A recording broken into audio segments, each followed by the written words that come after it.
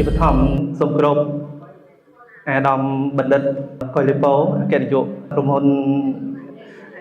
Angel Box គ្រប់ផលទីទីជាទីគោរពសូមគោរពលោកអុកញ៉ាកុយលេសានអគ្គនាយកក្រុមហ៊ុន Angel Box គ្រប់ផលទីជាទីគោរពនិងសូមគោរពថ្នាក់ដឹកនាំទាំងអស់គ្នាជាទីគោរពស្រឡាញ់រាប់អានថ្ងៃនេះខ្ញុំពិតជាមានអារម្មណ៍រំភើបនិងមានភាពកក់ក្ដៅយ៉ាងខ្លាំងខ្ញុំមិននឹកស្មានថាខ្ញុំបានមានឱកាសមកចូលរួមក្នុងកម្មវិធីនេះម្ដងទៀតទេបាទពីព្រោះខ្ញុំប្រហែលជាមិនបាននៅក្នុងโลกនេះទេកាលពីប្រហែលជា7-3ឆ្នាំមុនប៉ុន្តែវាជាសំណាងល្អមែនទែនណាជាសំណាងល្អដែលខ្ញុំមានវត្តមាននៅទីនេះក៏សូមអរគុណដល់អ្នកមានគុណរបស់ខ្ញុំគឺលោកអុកញ៉ាកុយលេសានលោកអាដាមបណ្ឌិតកុយលីប៉ូនិងក្រុមគូសារទាំងអស់គាត់បានខិតខំនិងជួយជ្រោមជ្រែងក្នុងគ្រាដល់ពេលខ្ញុំគ្រោះថ្នាក់នោះខ្ញុំពិតជាមានមោទនភាពនិងភាពកក់ក្ដៅខ្ញុំក្នុងខ្លួនពេញថាគាត់មិនមែនជាអគ្គនាយកមិនមែនជាមេប៉ុន្តែគាត់គឺជាអាណាព្យាបាលគឺជាឪពុកម្ដាយដែលមើលថែកូនបានល្អ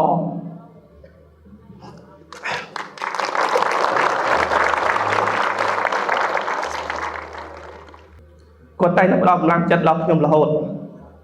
ហើយខ្ញុំដូចជាប្រពន្ធខ្ញុំកូនរបស់ខ្ញុំគ្រួសាររបស់ខ្ញុំនឹងចងចាំនៅគុណូបការៈគុណទាំងនេះអស់មួយជីវិតនៅគុណណាច់ហើយក៏សូមអរគុណទៅដល់បងប្អូននិងថ្នាក់ដឹកនាំទាំងអស់គ្នាដែលនៅទីនេះបានជួយគាំទ្ររូបខ្ញុំនៅពេលនោះហើយតែងតែផ្ដល់កម្លាំងចិត្តដល់ខ្ញុំរហូតកន្លងមកលើកទឹកចិត្តរបស់ខ្ញុំពិតជាមានភាពកក់ក្ដៅមែនទែនទាំងអស់នេះវាជាសំណាងរបស់ខ្ញុំក្រោយពីខ្ញុំបញ្ចប់ការសិក្សាមកគឺទីកន្លែងនេះវាជាផ្ទះរបស់ខ្ញុំ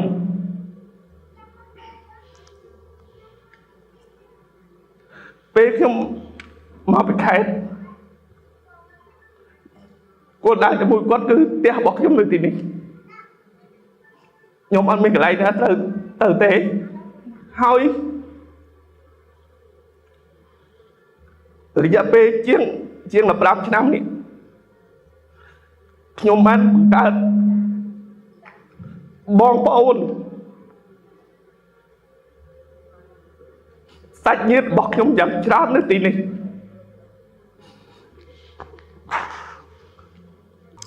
ហើយអ្នកដែលសួរសុខទុក្ខច្រើនជាងគេរបស់ខ្ញុំក៏អ្នកនៅទីនេះដែរ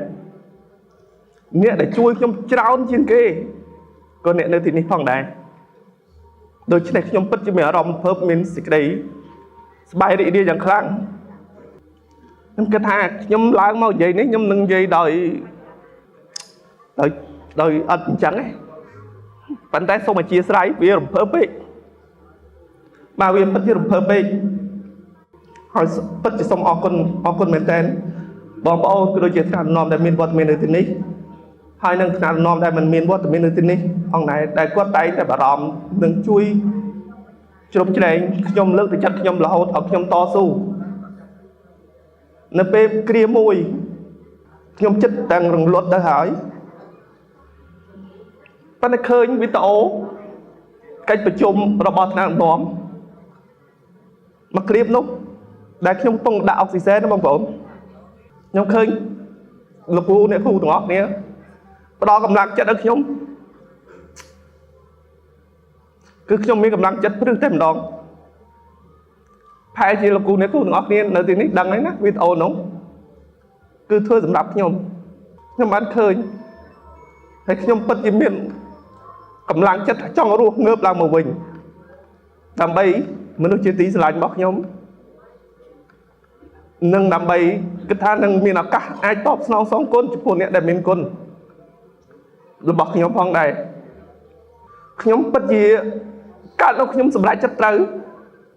nhóm chắp đi cả sắc xa máu cứ nhóm chắp cho môi nâng crom hôn đi thêm đó đám lái nhóm cửa miền ấy đấy đôi bóng bầu nó cái bàn khơi nhé nè phần tay đòi xa thì ní cứ bằng cao nơi ở phố ta hai chỉ ra đo nhóm hai nhóm tay đã cô đào muối sầm đắp luôn anh đấy nè nhóm tay là miền target miền goal đào luôn anh bóng bầu nó kia trong bàn là tập hó nhưng mình hiền vậy thay chốt cháy đi phần tay giấy bị là tập hó đám lái là tập hó bọc nhóm tìm mối cứ nhóm cho hai bộ phê môn tập bóng ghê tầng o miền là hai chị pram và mùi nè để chụp đẹp hẳn hai bên nó cứ từ đập và phần năng nhẹ đi nơi thằng mốc cao là mẹ cả nó nè club hẹn đi của ban cho đúng của bên này thằng nòm xinh xì hai mối tiết chụp tầm nào cầm sát lưng tập bóng này cao nó hai chị miền bọc ôn nơi tình miền chuẩn luôn tích á cả nó chụp tay bóng bơ nè rồi có bóng bùn nè từ nát từ già ở vậy nó việc đọ chụp trong luôn bọc nhưng là hôn cô đau nó cứ trâu đặt cô đau mùi nhóm tay như vậy là bờ kê phơ bàn nhóm có thưa bàn này bờ đôi chia miền vót miền nơi tín niệm miền mà nơi pi rồi nè châu chay nông nó có miền cho mùi đây bờ sân trên nơi tín niệm miền mà nó châu chay mà rồi nè nông nó có miền cho mùi đây bà miền nơi tí ní miền hà sập nè nông nô của miền cho mùi đây bà nông nô miền đọc nè chốt chay nông nô của miền cho mùi đây bà nơi miền pram nè chốt chay nông nô của miền cho mùi đây hai bồn nông nô miền tay mà nè miền nè nô cứ nhông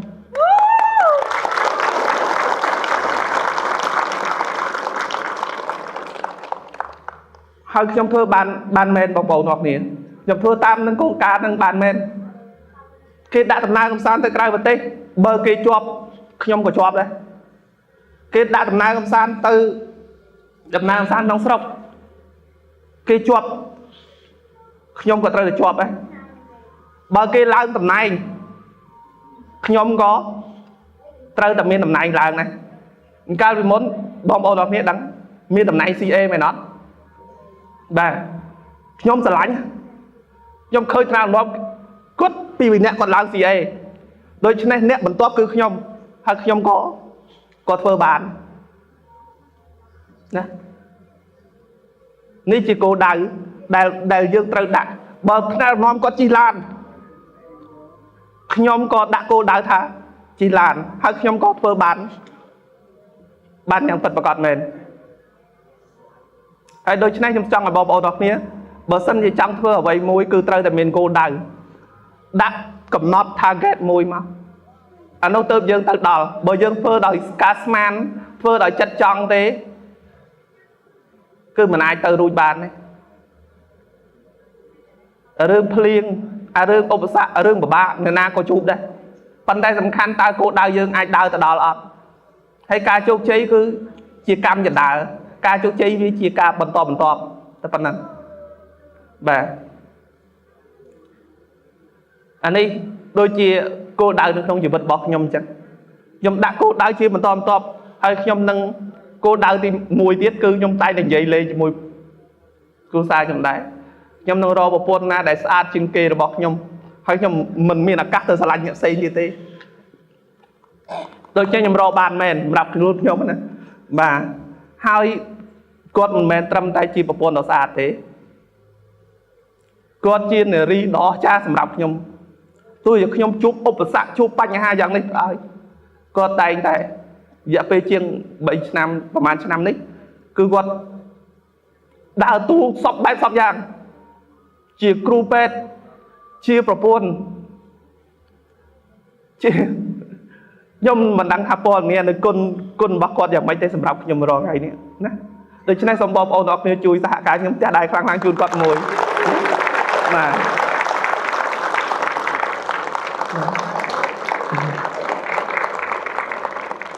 ការងារសពបែបយ៉ាងទាំងអស់គឺទៅលើគាត់ណាបាទលើគាត់ហើយអ្វីដែលខ្ញុំចង់ឲ្យបងប្អូនចងចាំនោះទី1គឺការដាក់គោលដៅខ្លួនឯងហ្នឹងណាបាទ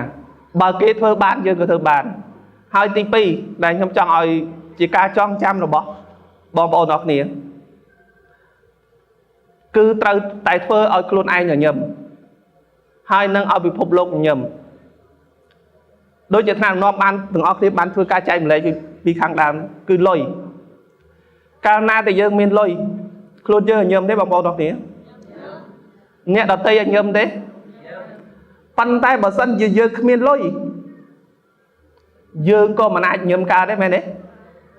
ពិភពលោកនឹងញញឹមដាក់យើងទេមែនទេបងប្អូនអរគ្នា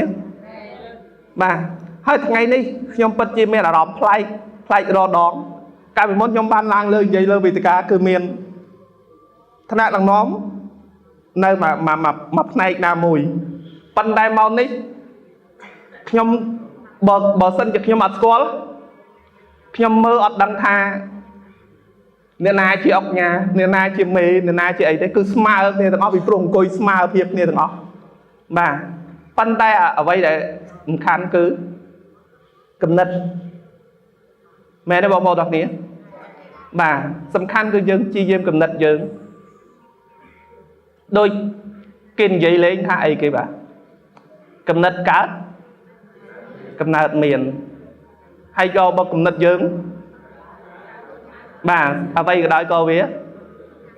អត់បានលទ្ធផលដែរខ្ញុំមិនមានអីចែកម្លែកយ៉ាងច្រើនដល់បងប្អូនអរគ្នាទេពីព្រោះបងប្អូនតាមរំអរគ្នាបានចែកម្លែកហើយណាហើយបងប្អូនអរគ្នាក៏ហេវដែរបាទហើយខ្ញុំរកថ្ងៃនេះខ្ញុំមិនដែលបានមានឱកាសអង្គុយយ៉ាងយូរដូចពេលនេះទេបាទទៅពេលនេះខ្ញុំបានអង្គុយយ៉ាងយូរបាទហើយក៏មានទឹកចិត្តអង្គុយយ៉ាងយូរនេះគឺដោយសារអីខ្ញុំមានមនុស្សសំខាន់បំផុតដែលខ្ញុំមិនមែនត្រឹមនេះខ្ញុំនិយាយលេងតែនិយាយលេងជាមួយបុគ្គលិករបស់ក្រុមហ៊ុនខ្ញុំនៅក្រុមហ៊ុននឹងយូរគឺខ្ញុំមានមនុស្សជាទីស្រឡាញ់របស់ខ្ញុំមួយបាទនោះគឺលោកអគ្គនាយកកុយលេសានផ្ទះដែរខ្លាំងជូនគាត់មួយតាំងពីខ្ញុំចូលមកខ្ញុំដូចជាមានអារម្មណ៍មាននិស្ស័យនិងមានពេញចិត្តមិនមែនខ្ញុំនិយាយតែពេលនេះទៅនិយាយពេលនេះគឺខ្ញុំនិយាយតាំងពីយូរមកហើយខ្ញុំប្រាប់ប៉ុន្តែសួរថាឲ្យខ្ញុំទៅស្និទ្ធមួយគាត់ឯងខ្ញុំពិតជាអត់សូវហ៊ានទេប៉ុន្តែក្នុងចិត្តខ្ញុំគឺស្រឡាញ់គាត់ខ្លាំងបងខ្ញុំចូលចិត្ត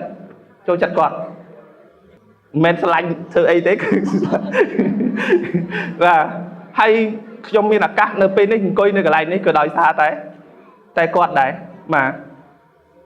កាលពីមុនគាត់បានកម្មវិធីលើកមុនកម្មវិធីនេះក៏គាត់ចង់ឲ្យខ្ញុំមកដែរប៉ុន្តែខ្ញុំចង់មកគាត់ថា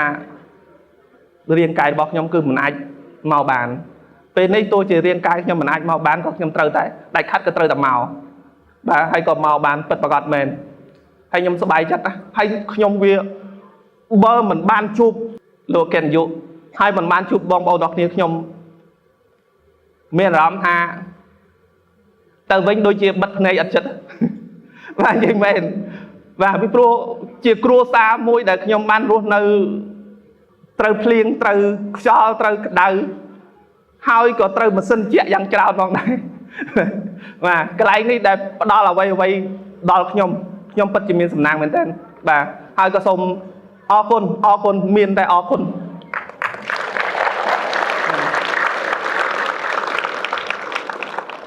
ហើយជាចុងក្រោយក៏សូមជូនពរទៅដល់ លោកអគ្គនាយកទាំងពីរក៏ដូចជាថ្នាក់ដឹកនាំទាំងអស់គ្នាដែលមានវត្តមាននៅទីនេះសូមឲ្យជួបទៅតែពុទ្ធពរទាំង5ទាំង4ប្រការគឺអាយុវណ្ណៈសុខៈកុំបីឃ្លៀងឃ្លាតឡើយសូមអរគុណ